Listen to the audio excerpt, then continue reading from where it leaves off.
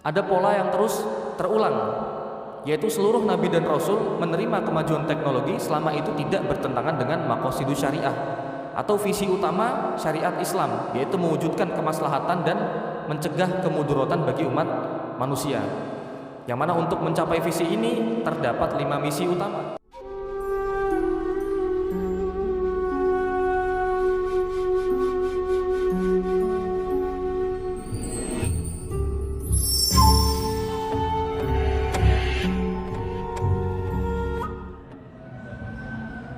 Bismillahirrahmanirrahim. Assalamualaikum warahmatullahi wabarakatuh. Alhamdulillahirabbil alamin, wassalatu wassalamu ala asyrafil anbiya'i wal mursalin sayyidina wa maulana Muhammadin wa ala alihi wa ashabihi wa man tabi'ahum bi ihsanin ila yaumiddin. Rabbi shrah li sadri wa yassir li amri wahlul 'uqdatam min lisani yafqahu qawli. Allahumma anfa'na bima 'allamtana wa 'allimna ma yanfa'una wa zidna 'uluman tanfa'una wa ba'du. Bapak Ibu sekalian, jamaah kuliah subuh pimpinan cabang Muhammadiyah Wiradesa yang dimuliakan oleh Allah, marilah kita manfaatkan momen kebersamaan kita pada pagi hari ini dengan bersama-sama memanjatkan puja dan puji syukur kita kehadirat Allah Subhanahu wa taala atas segala kasih sayangnya yang masih diberikan kepada kita semua. Sehingga meskipun seringkali dosa dan maksiat masih kita lakukan ataupun kewajiban-kewajiban yang masih lalai untuk kita tunaikan, Allah masih berkenan melimpahkan nikmat-Nya kepada kita semua hingga pada pagi hari ini. Dan di antara nikmat-nikmat yang telah Allah berikan kepada kita, ada sebuah nikmat yang memberikan dampak paling besar dalam hidup kita. Kira-kira nikmat apa, Pak? Nikmat yang memberikan dampak paling besar dalam hidup. Ya, mungkin kita akan menjawab nikmat tersebut adalah nikmat sehat, atau nikmat harta, nikmat rizki yang melimpah, atau mungkin ada yang mengatakan nikmat keimanan. Bisa jadi memang benar ketiga nikmat ini memberikan dampak besar dalam hidup, tapi di atas ini semua ada sebuah nikmat yang memberikan dampak lebih besar, yaitu nikmat hidayah atau petunjuk.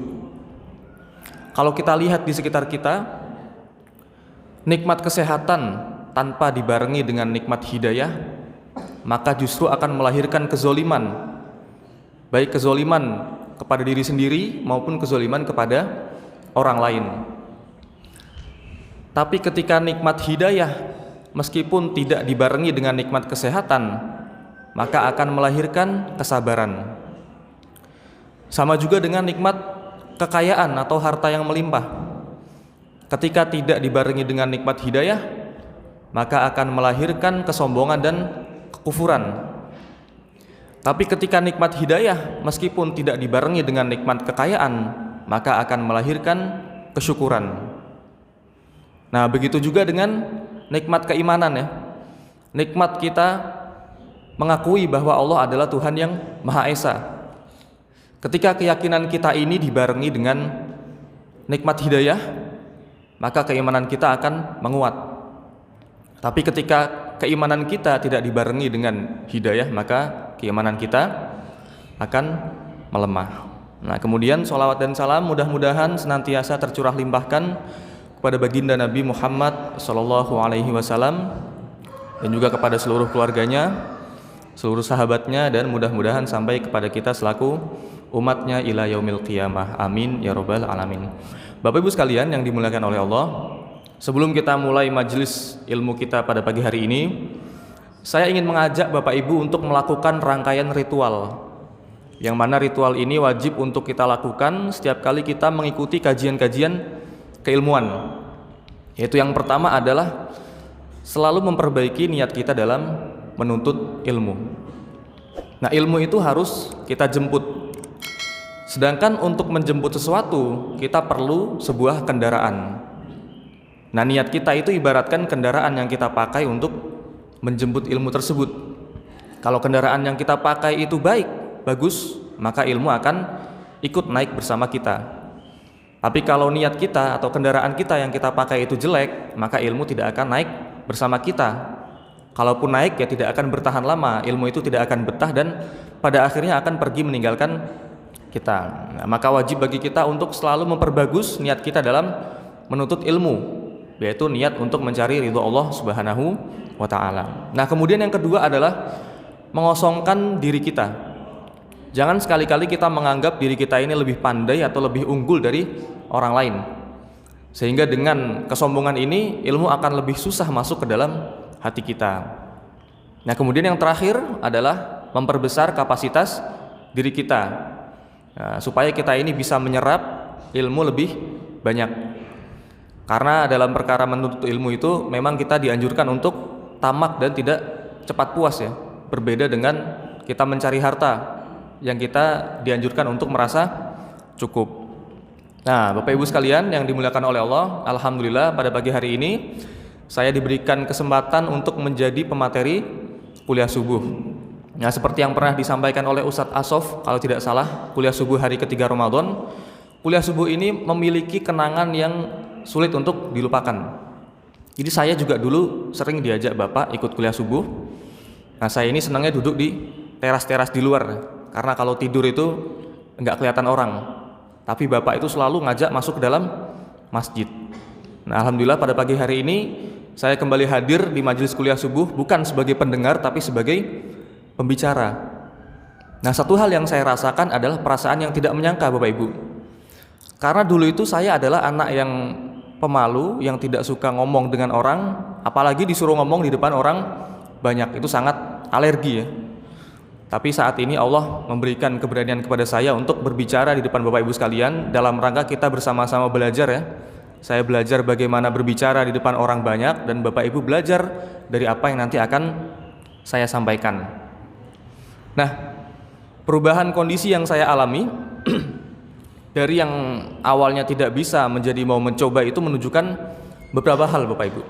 Yang pertama adalah menunjukkan betapa sempurnanya Allah menciptakan manusia. Allah berfirman, laqad khalaqnal insana fi ahsani taqwim. Sungguhnya kami telah menciptakan manusia dengan sebaik-baiknya penciptaan. Sehingga dengan akal yang Allah berikan kepada kita, kita ini mampu mengakses seluruh pengetahuan yang ada di muka bumi selama kita mau untuk mempelajarinya. Ya, maka tidak heran ketika kita menemukan seseorang yang pada awalnya dia tidak bisa melakukan sesuatu, katakanlah tidak bisa mengendarai motor ya. Tapi karena dia mau untuk mempelajari hal tersebut, dia semangat, pada akhirnya dia mampu untuk melakukan hal tersebut. Nah, yang kedua, hal ini juga menunjukkan betapa cepatnya kondisi manusia itu berubah. Nah, Allah berfirman, "Watilkal ayyamu nudawiluha bainan nas." Dan begitulah kami merotasi keadaan manusia.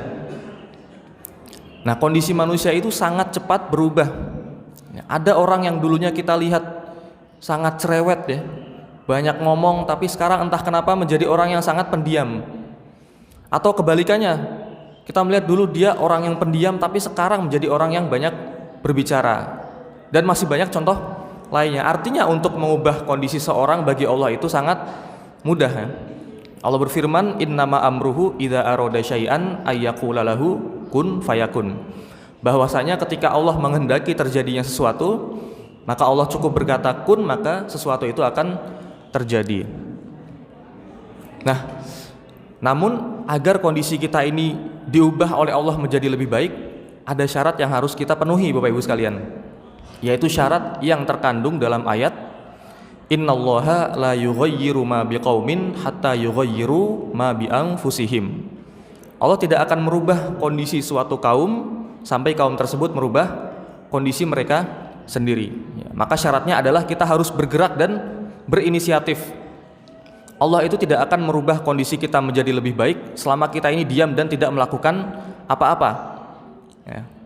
Ya, tapi tentunya gerak di sini tidak mesti selalu bergerak secara fisik ya. Meskipun kita ini diam, tapi ketika kita melakukan hal-hal yang produktif seperti membaca atau menulis atau mempelajari hal-hal yang baru, itu juga sudah dianggap menjadi sebuah gerakan yang akan mewujudkan sebuah perubahan.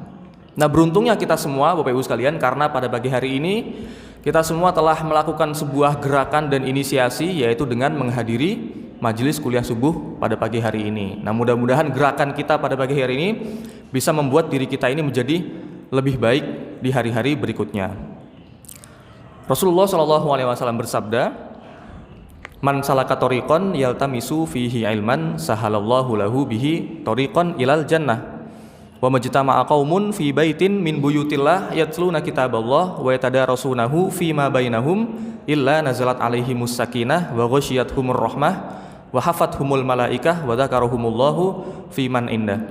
Nah, saya yakin kita semua sudah sama-sama sering mendengar hadis ini ya, baik dalam kajian offline maupun kajian-kajian online. Ya, pada intinya hadis ini menjelaskan kepada kita keutamaan orang yang menuntut ilmu. Jadi mereka itu akan mendapatkan ketenangan, sakinah, kemudian rahmah atau kasih sayang, kemudian akan dikelilingi oleh malaikat dan namanya akan disebut di antara penduduk langit. Ya, memang kalau kita hanya mendengar atau membaca hadis dan artinya sudah banyak yang kita ketahui ya. Tapi yang belum banyak kita ketahui adalah faedah yang terkandung atau yang tersembunyi dalam hadis tersebut. Nah, di antara faedah yang bisa kita ambil adalah yang pertama dari sabda Nabi SAW, "Man salaka tariqan yaltamisu fihi ilman." Nah, artinya adalah barang siapa yang menempuh suatu jalan yang dimana di jalan tersebut dia menuntut ilmu. Nah, pada kalimat ini Nabi SAW mendeskripsikan orang yang menuntut ilmu sebagai orang yang menempuh suatu jalan. Padahal bisa saja Nabi langsung mengatakan man ta'allamal ilma atau man tolabal ilma, karena artinya sama-sama barang siapa yang menuntut ilmu. Nah, tapi di sini Nabi ingin memberitahu kita bahwa jalan kita mendapatkan ilmu itu ada banyak sekali, tidak hanya satu. Tidak selalu ilmu itu kita peroleh dari bangku sekolahan, atau tidak selalu ilmu itu kita peroleh dari majelis-majelis keilmuan seperti ini. Tapi terkadang ilmu atau pelajaran juga bisa kita dapatkan dari peristiwa yang kita alami sehari-hari. Nah, itu faedah yang pertama. Kemudian faedah yang kedua yaitu dari sabda Nabi SAW, "Sahalallahu lahu bihi tariqan ilal jannah." Allah akan memudahkan jalan orang yang menuntut ilmu untuk masuk ke dalam surga. Nah, di sini Nabi menggunakan kata sahala yusahilu yang artinya adalah memudahkan. Nah, sedangkan dalam logika kita tertanam bahwasanya tidak ada pemudahan untuk suatu hal kecuali memang untuk mencapai hal tersebut memang sulit. Nah, di hadis ini yang dimudahkan adalah jalan menuju surga. Artinya jalan menuju surga adalah suatu hal yang sangat sulit untuk kita capai. Bahkan Nabi juga bersabda, "Hujibatin naru bisyahawat wa hujibatil jannah bil makarih." Neraka itu ditutupi dengan hal-hal yang disenangi oleh hawa nafsu, sedangkan surga ditutupi dengan hal-hal yang dibenci oleh hawa nafsu. Nah, oleh karena itu kita perlu sebuah amalan khusus untuk memudahkan jalan kita menuju ke surga Allah, yang salah satunya adalah dengan menuntut ilmu.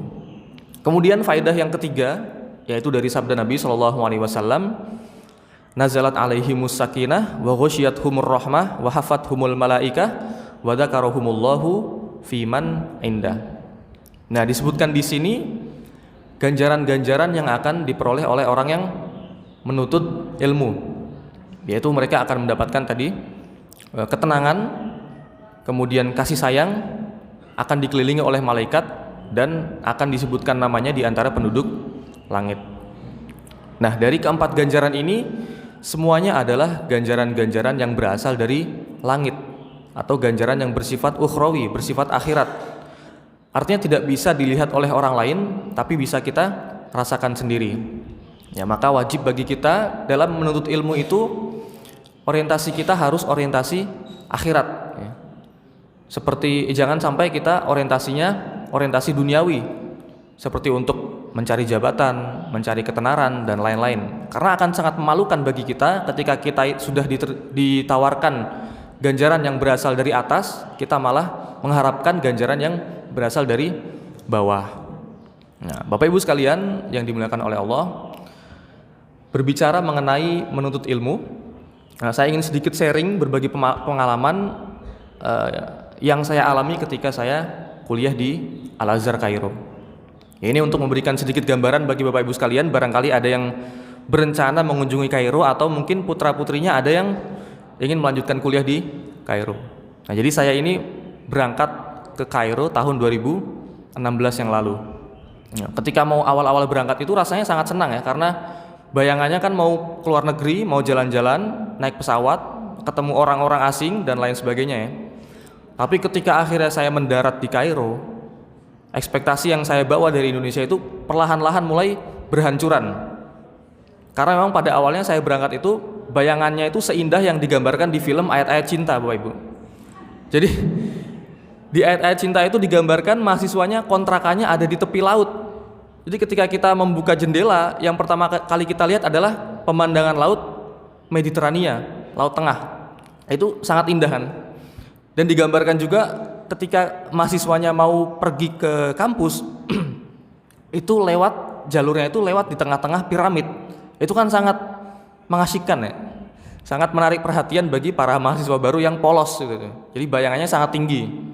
Namun pada akhirnya ketika saya sampai dan dibawa ke kontrakan, ternyata yang saya temukan semuanya adalah warna kuning. Entah tanahnya, entah bangunannya semuanya warna kuning debu. Ya, laut yang saya cari itu malah tidak ada. Ya, sudah seperti itu, sampah-sampah itu berserakan di sekitar, kemudian banyak anjing liar, dan orang-orangnya itu kalau ngomong sambil teriak-teriak. Padahal itu ngomong biasa tapi seperti orang yang sedang berkelahi. Ya, pokoknya banyak hal-hal yang tidak saya duga terjadi di Kairo. Nah, di Kairo juga saya merasa ilmu nahwu ya, atau ilmu kaidah bahasa Arab yang saya pelajari selama di pesantren ini sama sekali tidak berguna untuk berkomunikasi dengan orang lokal.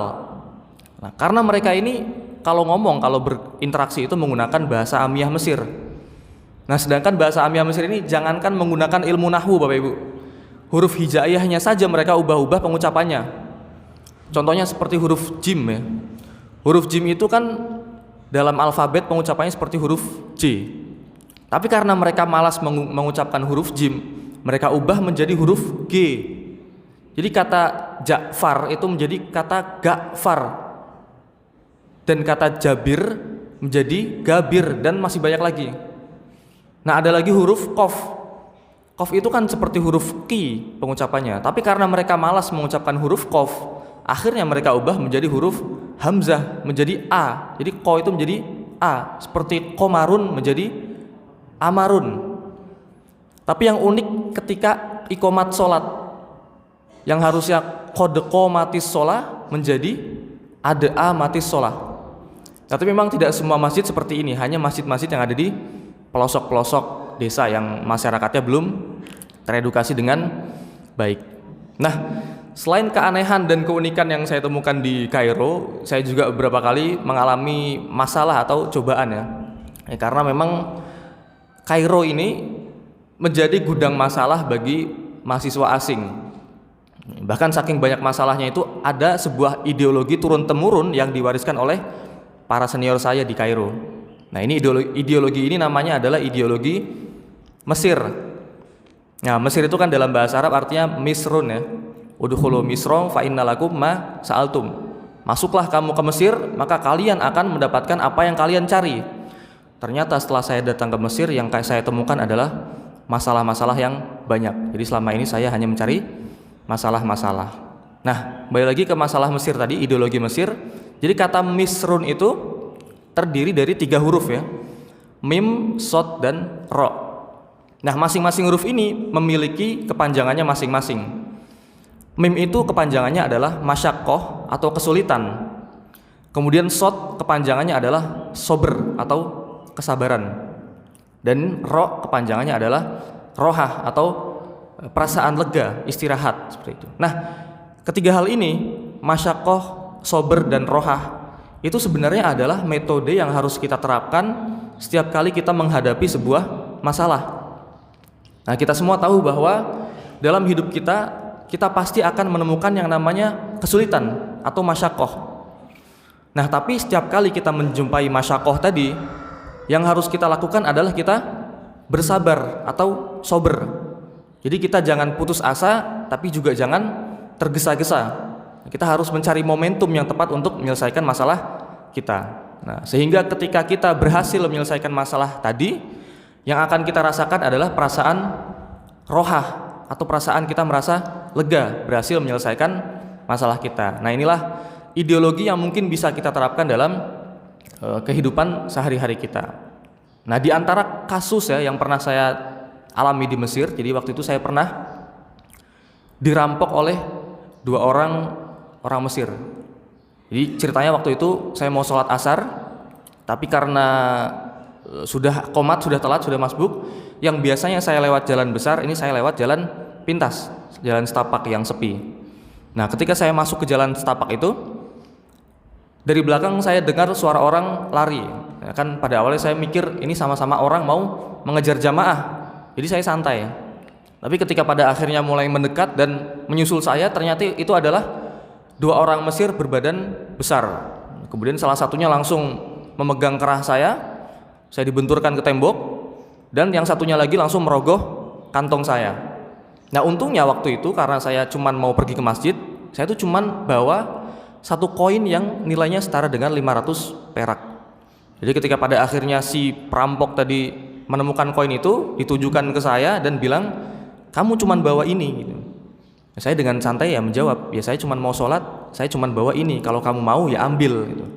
Ya mungkin karena si perampok ini dia merasa targetnya gagal, tidak sesuai yang mereka harapkan, akhirnya mereka pergi meninggalkan saya. Nah, ini mungkin yang saya alami ini masih jauh beruntung ya daripada yang teman saya alami, karena teman saya sampai kehilangan dompet, uang, bahkan HP segala macam. Nah, tapi seburuk apapun yang saya dan teman saya alami, tentunya sama sekali tidak mencoreng nama baik Al-Azhar sebagai kiblat ilmu Islam ya, karena ini kan hanya masalah eksternal yang bisa diselesaikan oleh negara. Bapak Ibu sekalian yang dimuliakan oleh Allah, nah kita sekarang akan masuk ke dalam materi utama. Tema yang saya angkat adalah di tengah teknologi yang semakin menjadi-jadi. Nah, materi ini akan saya buka dengan sebuah statement bahwasanya kemajuan teknologi adalah sebuah sunatullah yang pasti dan harus terjadi. Nah, kenapa pasti dan harus terjadi? Karena kemajuan teknologi ini sebenarnya adalah respon atau reaksi manusia atas hasil pengamatan mereka terhadap alam semesta. Jadi kalau kita mengamati peristiwa yang terjadi di sekitar kita, akal kita ini akan memproses reaksi atau respon apa yang harus kita lakukan.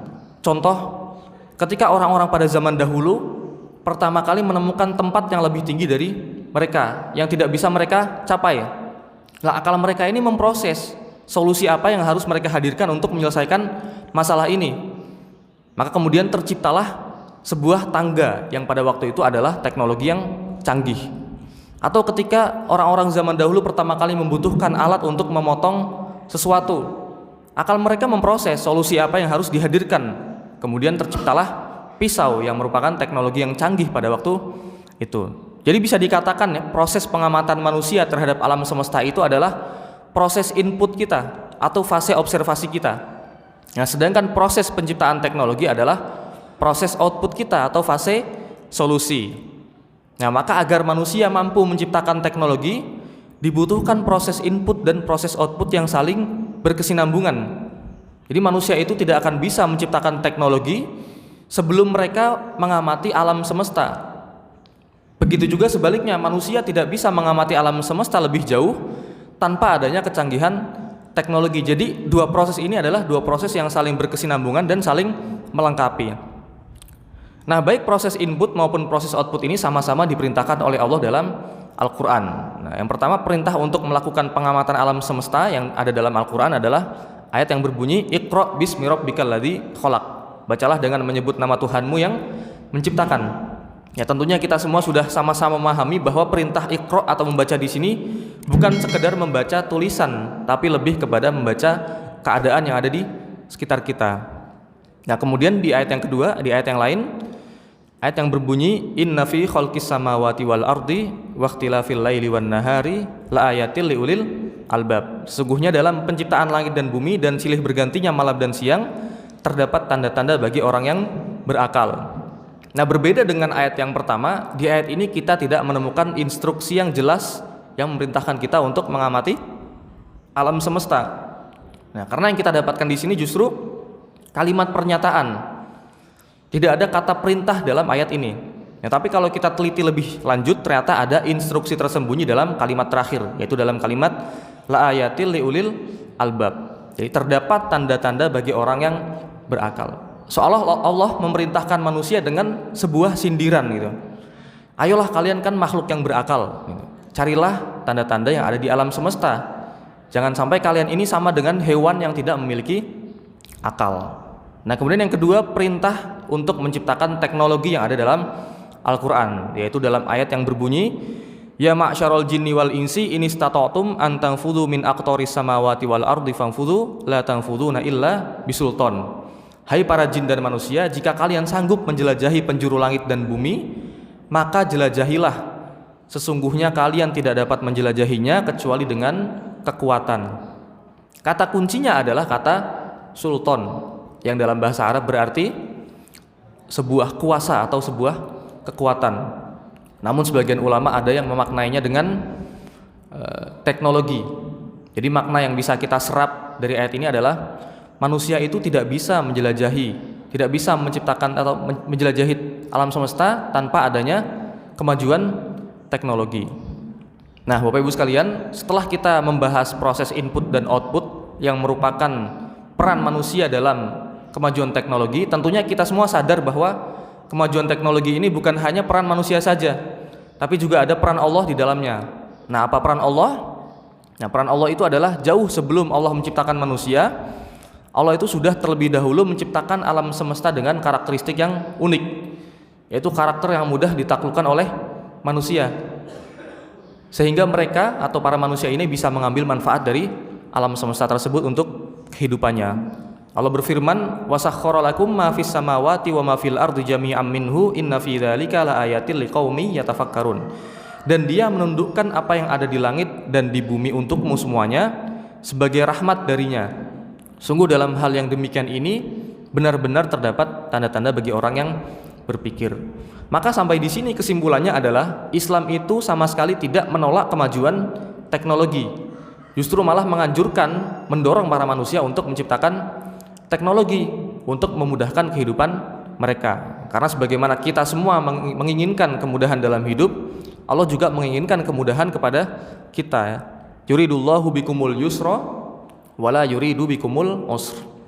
Nah, selanjutnya pertanyaan terbesarnya adalah apakah Islam itu membebaskan kita dalam berinteraksi dengan teknologi, atau adakah batasan-batasan yang harus kita jaga dalam berinteraksi dengan teknologi? Nah, untuk mencari jawabannya kita harus mempelajari ini dari para manusia terbaik di muka bumi ini, yaitu para nabi dan para rasul.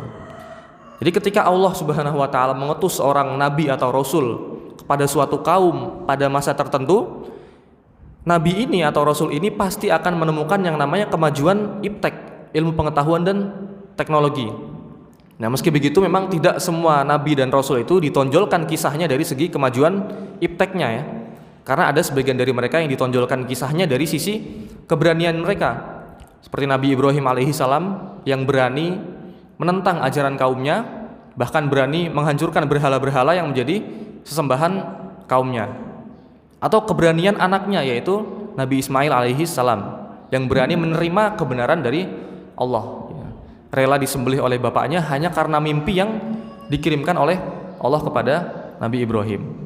Nah, ada pula nabi yang ditonjolkan kisahnya dari sisi kekuatannya, seperti Nabi Musa alaihissalam yang dikisahkan memiliki postur tubuh yang besar dan kuat, bahkan dikisahkan pernah memukul orang sampai tewas ya. Nah, ada juga yang ditonjolkan kisahnya dari sisi kesabarannya, seperti Nabi Ayub alaihissalam yang ditimpa penyakit kulit selama 18 tahun, bahkan sampai dijauhi oleh semua orang kecuali oleh istrinya. Nah, ada juga Nabi Yunus yang tetap bersabar dan berdoa kepada Allah meskipun berada dalam 3 lapis kegelapan. Lapisnya malam, gelapnya malam, gelapnya lautan, dan gelapnya perut ikan paus. Dan yang ketiga ada Nabi Zakaria yang bersabar menanti keturunan bahkan sampai usia tua dan istrinya sudah divonis tidak bisa mengandung lagi. Nah, namun di antara nabi yang ditonjolkan dari segi kemajuan ipteknya, yaitu yang pertama adalah Nabi Idris alaihi salam. Nabi Idris ini bisa kita sebut sebagai pelopor kemajuan ilmu pengetahuan dan teknologi ya. Karena dikisahkan beliau ini rajin mempelajari manuskrip peninggalan Nabi Adam, sehingga oleh Allah diberikan kemampuan atau kecerdasan yang di atas rata-rata manusia pada umumnya. Sehingga dengan kecerdasan ini beliau berhasil menemukan hal-hal baru yang belum pernah ada sebelumnya. Nah, di antara temuan beliau yang pertama adalah pena atau alat tulis. Jadi sebelum ditemukannya pena ini, ilmu itu disampaikan hanya lewat tulisan dan disimpan dengan hafalan. Jadi akan sangat mudah hilang seperti itu. Nah, tapi ketika pena ditemukan, ilmu itu semakin mudah disampaikan dan semakin mudah untuk disimpan. Nah, kemudian yang kedua adalah teknik menjahit pakaian. Jadi pada awalnya manusia itu hanya berpakaian dengan kulit hewan, ya tidak berbentuk seperti pakaian, jadi hanya seperti kulit hewan. Tapi ketika ditemukan, Nabi Idris menemukan teknik menjahit, beliau mengubah kulit hewan tadi menjadi bentuk pakaian yang lebih layak digunakan. Nah, kemudian yang ketiga, teknik membaca peredaran bintang. Jadi dengan teknik membaca peredaran bintang ini, beliau, Nabi Idris, mampu memprediksi kapan waktu yang tepat untuk bercocok tanam dan kapan terjadinya bencana. Jadi beliau bisa memprediksi hal-hal seperti ini. Nah, kemudian Nabi yang kedua adalah Nabi Nuh alaihi salam. Nah, tentunya kemajuan teknologi di zaman Nabi Nuh ini tergambar jelas dari kapal buatan Nabi Nuh dan kaumnya. Jadi dikisahkan kapal ini memiliki berbagai kehebatan. Bahkan kalau rekor muri atau museum rekor dunia sudah ada pada waktu itu, kapal ini akan memecahkan beberapa rekor, Bapak Ibu sekalian. Yang pertama adalah menjadi kapal kayu terbesar di dunia. Nah, kemudian yang kedua, menjadi alat angkutan laut pertama di dunia, sekaligus menjadi alat angkutan laut bertingkat pertama di dunia karena memiliki 3 lantai. Nah, kemudian yang ketiga, menjadi kapal yang berlayar dengan ketinggian permukaan laut tertinggi di dunia, karena dikisahkan kapal ini pada akhirnya mendarat di atas sebuah gunung ya. Kemudian yang terakhir, kapal kayu ini mengapung selama lebih dari 100 hari di atas air. Jadi untuk ukuran kapal pertama dan terbuat dari kayu ini sangat luar biasa ya. Karena kapal Titanic saja yang terbuat dari besi dan baja hanya beberapa hari berlayar sudah tenggelam. Nah, maka dengan kehebatan-kehebatan ini tentunya ada teknologi yang maju dalam proses pembuatannya gitu. Seperti mereka pasti menggunakan matematika dan fisika-fisika terapan ya, meskipun ilmunya itu belum ada teori tertulis, tapi prakteknya sudah dilakukan orang-orang zaman dahulu. Nah, kemudian Nabi yang selanjutnya adalah Nabi Soleh alaihi salam. Nah, sebenarnya Nabi Soleh ini bukanlah tokoh utama dalam kemajuan teknologi di zamannya, tapi beliau menyaksikan sendiri kemajuan teknologi tersebut di zamannya dari kaumnya, yaitu kaum Samud. Nah, Nabi Soleh dan kaum Samud ini tinggal di daerah bebatuan, sehingga oleh Allah diberikan kemampuan untuk bisa memahat batu tersebut menjadi barang-barang yang mereka inginkan. Dari mulai yang terkecil ya, seperti piring atau gelas, menjadi sampai yang terbesar seperti tempat tinggal, seperti rumah. Tuh, jadi kalau kita melihat peninggalan mereka di tempat yang namanya Madain Soleh di Timur Tengah sana, kita akan menyaksikan kemajuan ilmu arsitektur dan ilmu kesenian yang ada pada zaman tersebut ya. Karena rumah yang mereka pahat itu bukan hanya sekedar tempat bernaung seperti goa, tapi benar-benar ada pilarnya, ada ukiran-ukirannya, ada seninya di situ. Nah, Nabi Soleh sendiri dalam menyikapi kemajuan teknologi ini, kemajuan iptek ini, sebenarnya beliau tidak mempermasalahkan. Nah, baru ketika kaum Samud ini ingkar kepadanya dan menyembelih untanya, barulah Allah menimpakan azab kepada mereka. Jadi kaum Samud ini diazab, dibinasakan bukan karena kemajuan yang mereka bawa, tapi karena mereka ingkar kepada Nabi Soleh. Nah, kemudian yang selanjutnya adalah Nabi Daud alaihi salam. Nah, Nabi Daud ini adalah pelopor industri persenjataan. Jadi beliau ini diberikan kemampuan bisa melelehkan besi dengan tangannya, sehingga besi ini bisa dibentuk menjadi senjata-senjata perang seperti pedang dan juga baju perang, baju besi atau yang lainnya. Nah, pada awalnya senjata ini hanya digunakan untuk memerangi Raja Jalut. Tapi setelah perang selesai, ternyata industri ini malah semakin maju sampai zaman kita sekarang. Nah, kemudian ada Nabi Sulaiman alaihi salam. Nah, sama dengan Nabi Soleh, Nabi Sulaiman juga bukan tokoh utama dalam kemajuan teknologi di zamannya ya. Tapi Nabi Sulaiman ini menyaksikan hal unik yang ada pada umatnya, yaitu ketika seorang ahli ibadah dari kaumnya ini mampu memindahkan singgasana Ratu Bilqis dari negeri Saba ke kerajaannya dalam waktu kedipan mata dan bahkan tanpa menyentuh singgasana tersebut. Sehingga ini menjadi gagasan awal pengembangan teknologi teleportasi di dunia modern, yaitu teknologi memindahkan sebuah materi dari satu titik ke titik yang lain tanpa menempuh jarak antara kedua titik tersebut. Nah, kemudian yang terakhir adalah Nabi Muhammad SAW. Nah, sebenarnya Nabi Muhammad ini bukanlah Nabi yang ditonjolkan dari sisi kemajuan teknologinya ya, karena memang semua masalah itu ada dalam masa Nabi Muhammad, dari sosial, politik, ekonomi dan lain-lain itu ada. Tapi karena beliau adalah Nabi yang diutus kepada kita wajib mengambil pelajaran dari seluruh kehidupannya, termasuk bagaimana beliau berinteraksi dengan kemajuan teknologi. Nah, di antara kisah terkenal yang menggambarkan bagaimana beliau berinteraksi dengan kemajuan iptek tadi, yaitu ketika terjadi perang Khandaq. Nah, pada saat itu Salman Al-Farisi memberikan usul untuk membuat parit di sekitar Madinah untuk menghalau pasukan kafir Quraisy. Nah, padahal pada saat itu Nabi dan para sahabat belum pernah membangun parit, karena ini memang strategi atau teknologi yang ditemukan oleh orang Persia, yang biasa digunakan oleh orang Persia. Namun pada saat itu karena Nabi ingin menyelamatkan nyawa penduduk Madinah, beliau mengizinkan membangun parit di sekitar Madinah. Nah, Bapak Ibu sekalian yang dimuliakan oleh Allah, dari kisah para nabi di atas dalam menyikapi kemajuan teknologi, ada benang merah yang bisa kita ambil. Ada pola yang terus terulang, yaitu seluruh nabi dan rasul menerima kemajuan teknologi selama itu tidak bertentangan dengan maqasidus syariah atau visi utama syariat Islam, yaitu mewujudkan kemaslahatan dan mencegah kemudaratan bagi umat manusia. Yang mana untuk mencapai visi ini terdapat 5 misi utama, yaitu yang pertama adalah hifzuddin atau menjaga agama, yang kedua hifzun nafsi atau menjaga nyawa, yang ketiga hifzul akli atau menjaga akal dan pikiran, kemudian yang keempat hifzul ardi atau menjaga kehormatan, dan yang terakhir hifzul mali atau menjaga harta. Nah, 5 hal ini yang disebut dengan doruriyat khamsah atau 5 hal pokok.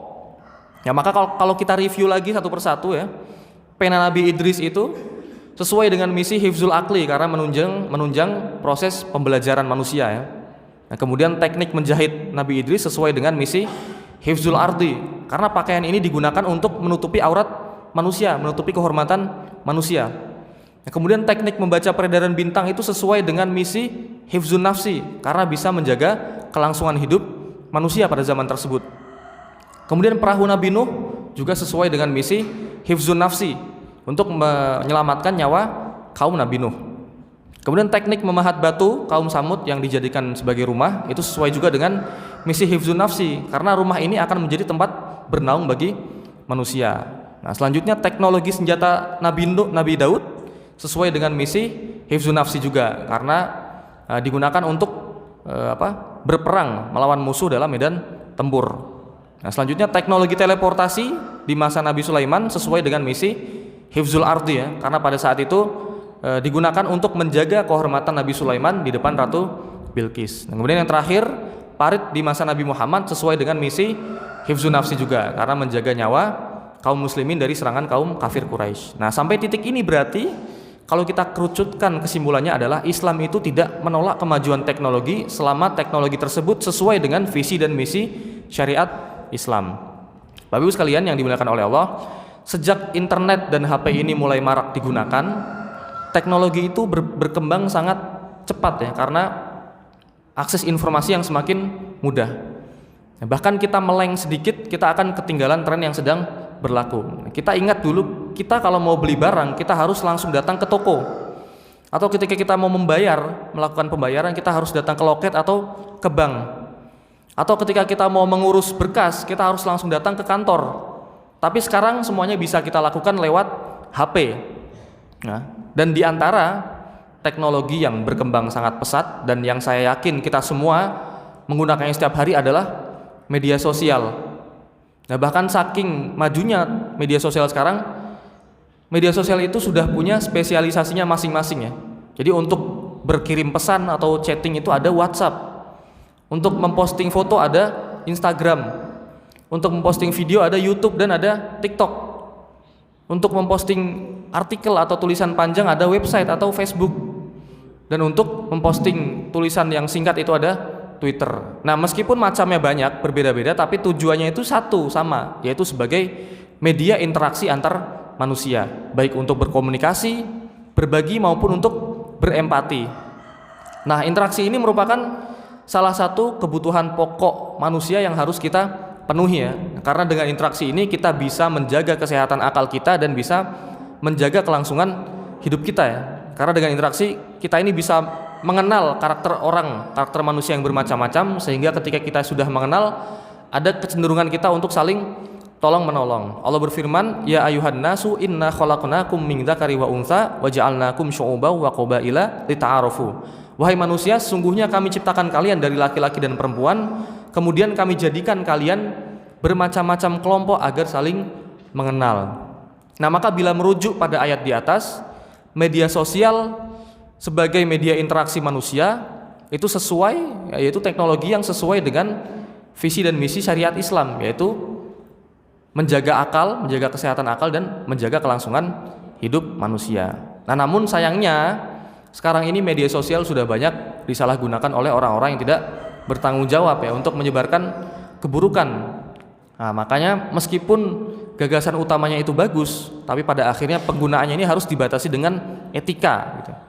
Nah, maka sebagai seorang muslim kita harus menjaga etika dalam bermedia sosial. Nah, di antara etikanya yang pertama adalah kita harus mengetahui tujuan kita dalam bermedia sosial. Mungkin seperti berkomunikasi atau mencari informasi atau mungkin hanya sekedar untuk refreshing. Sehingga kalau tujuan ini sudah tercapai, kita tidak boleh mencari yang lebih, apalagi sampai kecanduan ya. Sampai kalau tidak posting foto sehari sudah galau. Nah, padahal Rasul bersabda min husni islamil mar'i tarkuhu ma la ya'nihi. Bagusnya Islam seseorang itu adalah ketika dia meninggalkan yang tidak bermanfaat. Nah, etika yang kedua adalah menyaring berita yang masuk dan tidak menyebarkannya sebelum valid kebenarannya. Karena kalau kita asal menerima berita, kita ini akan salah paham ya. Dan ketika kita menyebarkannya ke orang-orang, salah paham ini akan semakin meluas. Nah, contohnya seperti mungkin ketika kita mendapatkan kabar orang meninggal, nah kita ini jangan langsung menyebarkannya ya. Kita cari dulu kebenarannya, baru kalau sudah benar, nah kita sampaikan kepada masyarakat. Allah berfirman, ya ayyuhalladzina amanu in ja'akum fasikum binaba'in fatabayyanu. Nah, bila datang kepadamu kabar dari orang fasik, maka carilah dulu kebenarannya. Kemudian yang ketiga, tidak menggunakan media sosial untuk mencari-cari aib seseorang. Karena tanpa dicari pun kita semua ini sudah memiliki aib masing-masing. Lebih baik kita ini fokus pada kekurangan atau aib kita sendiri dan memperbaikinya ya, dibandingkan kita mencari aib orang lain yang akan membuang-buang waktu kita. Seorang ulama pernah berkata, man talaba akhon bila aibin baqiya bila akhin. Siapa yang mencari teman tanpa aib, maka dia tidak akan pernah punya teman. Kemudian yang keempat, etika yang keempat yang harus kita jaga adalah tidak menyebarkan informasi pribadi yang sensitif. Karena ketika informasi ini jatuh ke tangan orang yang jahat, seolah kita ini sedang menjerumuskan diri kita sendiri ke dalam mara bahaya. Padahal Allah berfirman, wala tulqu biaidikum ila tahlukah. Jangan jerumuskan dirimu sendiri ke dalam kecelakaan atau mara bahaya. Yang kelima, tidak menyebarkan konten aurat apalagi sambil joget-joget. Nah, karena selain memicu syahwat, yang lebih parah adalah ketika orang yang memposting postingan ini meninggal dunia sebelum sempat menghapus postingannya, dan postingannya ini masih ditonton oleh orang banyak, ini akan menjadi pasif income dosa bagi orang tersebut ini. Jadi meskipun orangnya sudah meninggal tapi dosanya tetap mengalir ya. Sebagaimana pahala itu bisa menjadi pahala jariyah, dosa juga bisa menjadi dosa jariyah. Allah berfirman, ya ayuhan nabiyyu qul li azwajika wa banatika wa nisa'il mu'minin yudnina 'alaihinna min jalabibihin. Hai Nabi, katakanlah kepada istri-istri dan anak-anak perempuanmu serta istri-istri kaum muslimin agar menjulurkan pakaiannya ke seluruh tubuh mereka. Dan yang keenam, tidak menyebarkan konten pamer harta dan pencapaian kita. Jadi contohnya banyak sekali di media sosial ya, seperti pamer saldo rekening, pamer mobil, pamer jabatan, dan lain-lain ya. Hal seperti inilah yang akan memicu rasa iri dan dengki dari orang lain. Parahnya adalah ketika orang tersebut mendoakan yang buruk-buruk kepada kita. Nah, inilah yang difirmankan Allah dalam Al-Qur'an, innama amwalukum wa auladukum fitnah. Sungguhnya harta dan anak kalian adalah fitnah untuk kalian. Nah, apabila kita ini salah menyikapinya, maka justru akan menimbulkan masalah bagi kita maupun kepada orang lain. Nah, terakhir, tidak menyebarkan konten provokatif dan adu domba. Nah, Rasul bersabda, la yadkhulul jannah fattat. Tidak akan masuk surga orang yang suka mengadu domba. Nah, itulah beberapa etika yang harus kita jaga, bukan hanya dalam bermedia sosial, tapi juga bisa diterapkan dalam penggunaan teknologi yang lainnya. Nah, kemudian topik terakhir yang ingin saya angkat adalah pesatnya kemajuan teknologi akhir-akhir ini merupakan bukti nyata bahwa akhir zaman itu sudah semakin dekat. Nah, Nabi SAW pernah menyebutkan salah satu tanda akhir zaman adalah wa antarul khufatal urrota al-alata ri'a asyai yatatawaluna fil bunyan. Yaitu ketika kalian melihat orang-orang yang dulunya sebagai penggembala kambing, nyeker dan bertelanjang, sekarang malah berlomba-lomba meninggikan dan memegahkan bangunan. Ya, meskipun yang disebutkan dalam hadis ini adalah berlomba-lomba meninggikan bangunan, namun bangunan yang megah ini sebenarnya hanyalah simbol dari kemajuan teknologi yang ada di belakangnya. Jadi kemajuan atau kemegahan bangunan ini akan sebanding dengan kecanggihan teknologi. Nah, maka pelajaran yang dapat kita ambil bersama adalah kita harus semakin hati-hati dalam menggunakan teknologi, khususnya karena sekarang ini kita sudah berada di akhir zaman yang mana disebutkan akan banyak tersebar fitnah dan kejahatan. Nah, sehingga dengan kehati-hatian kita ini, kita tidak termasuk orang yang berkontribusi dalam menyebarkan kejahatan tersebut. Nah, mungkin barangkali sedikit ini saja yang bisa saya sampaikan. Mudah-mudahan dapat memberikan manfaat bagi kita semua. Apabila ada salah kata-kata yang tidak pantas, mohon dimaafkan. Wabillahi taufik. Assalamualaikum warahmatullahi wabarakatuh.